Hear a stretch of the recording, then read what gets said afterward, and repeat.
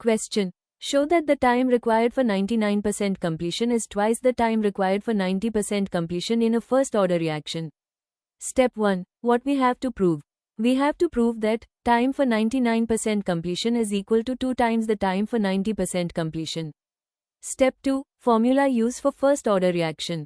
For a first-order reaction, the time required for any percentage completion is given by time equals 2.303 divided by rate constant, multiplied by the logarithm of initial concentration divided by remaining concentration.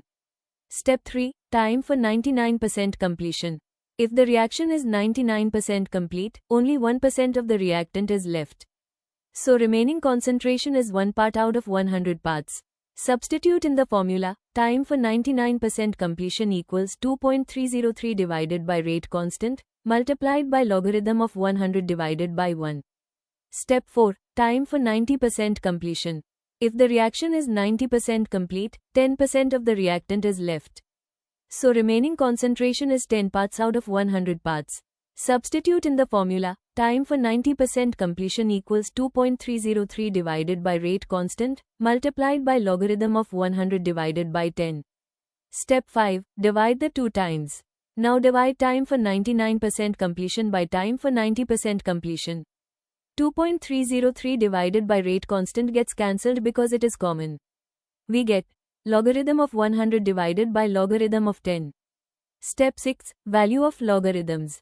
Logarithm of 100 is equal to 2. Logarithm of 10 is equal to 1. So the ratio becomes 2 divided by 1.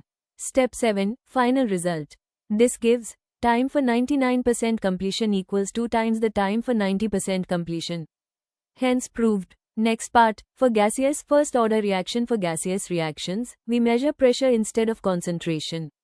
The rate constant formula becomes rate constant equals 2.303 divided by time, multiplied by logarithm of initial pressure divided by twice the initial pressure minus total pressure at time t, where initial pressure means pressure at the start of the reaction.